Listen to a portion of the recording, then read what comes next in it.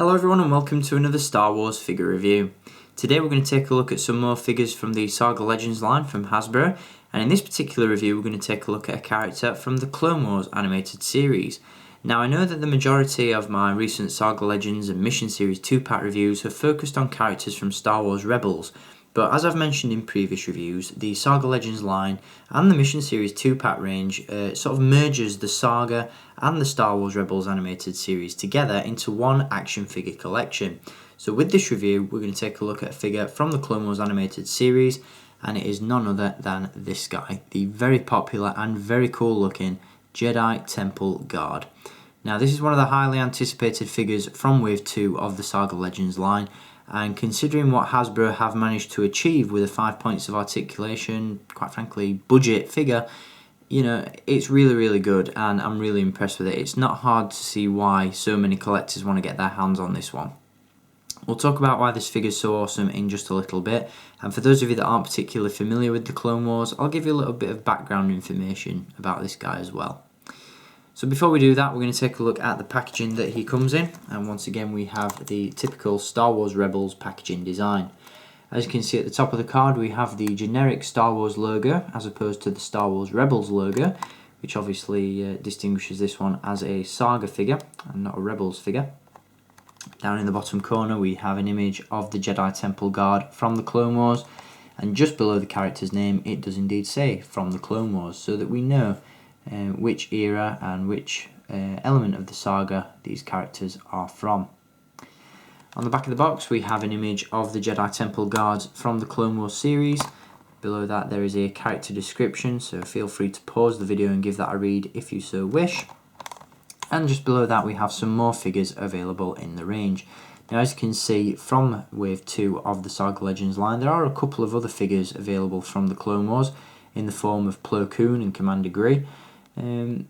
They don't look very good if I'm being quite honest. I've got no real intention on picking those figures up.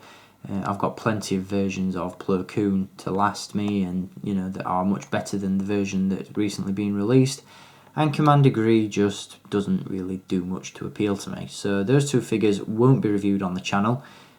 So I do apologise for that in advance. But if you do want to check out figure reviews on other characters from this line, I have reviewed the ATDP driver and I've reviewed the TIE Fighter pilot as well. As you can see, we've got some other Saga figures coming up in the Saga Legends line as well, in the form of Mace Windu, the 501st Clone Trooper, both of which are repacks from the Mission Series and Saga Legends line from 2013. And we also have Darth Maul and the AT-AT driver. The AT-AT driver is currently available now, so if you want to pick up that figure, feel free to do so via staractionfigures.co.uk.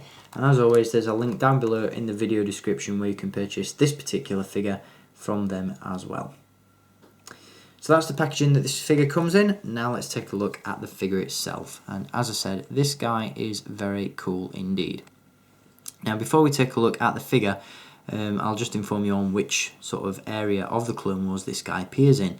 The Jedi Temple Guards aren't featured too heavily in the Clone Wars series. Obviously, for those of you that know, the Clone Wars did span 6 seasons, and throughout most of those, the Jedi Temple Guards aren't really seen.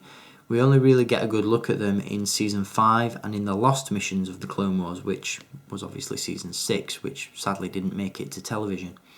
In Season 5, they can be seen very briefly bringing Barriss Offee into custody, just after she turns her back on the Jedi and carries out the assault on Ahsoka and what have you. And they can then be seen in the Lost missions, or Season 6, when Yoda is admitted to hospital and starts hearing voices in his head and goes off on a little unsanctioned Jedi Council mission. This particular figure is very cool and I love the overall look. He has a very Old Republic, sort of pre-Republic, pre-New Republic or pre-sort of Clone Wars era look to him. Definitely looks like he jumped out of the Knights of the Old Republic or the Old Republic video game. Really cool look to him overall. Got this very sort of, what's the word, elusive nature in terms of his overall look. Very got a mystique to him. Very creepy indeed. Obviously that is backed up by the facial mask that he's wearing, with some very ornate decorations on there. Very cool indeed. Obviously got the hood as well. As you can see, we've got some really cool Jedi decals or emblems painted onto the robes. And one thing I really do like about this figure, and a really cool detail that Hasbro included, are all these little trinkets or Jedi artifacts that are attached all the way around his belt. I'm not 100% sure what these are. I was under the assumption that there may be keys for all the different rooms in the Jedi Temple, or as I said, maybe they're just trinkets or some form of Jedi artifacts that the temple guards keep close by. Very cool nonetheless, really nicely designed, really cool overall. As you can see, in terms of accessories, he does come with a rather cool looking double-bladed lightsaber pike, which as you can see does feature 2 green blades and a very nicely sculpted hilt.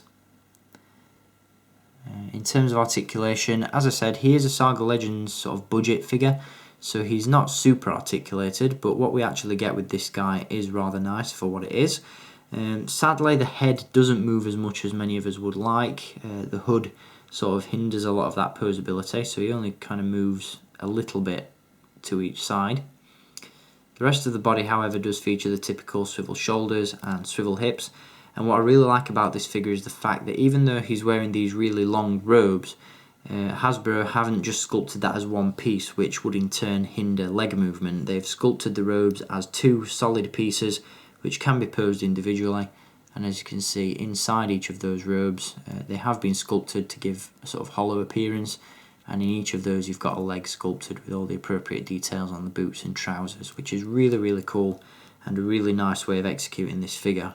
And as you can see, the articulation is really well hidden, even down to the back of the figure as well. Even though you've got this seam or joint at the back, it just looks like a split in the robe, which looks really good. So I'm really impressed with that.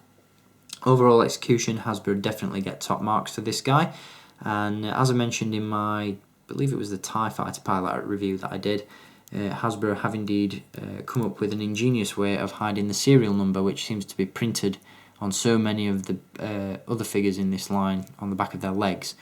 Hasbro have actually included this one in the sort of groin area. A bit of an awkward place to put it, but as you can see it's right there at the back, hidden away and not as prominent as it is on figures such as the TIE Fighter pilot, as you can see there.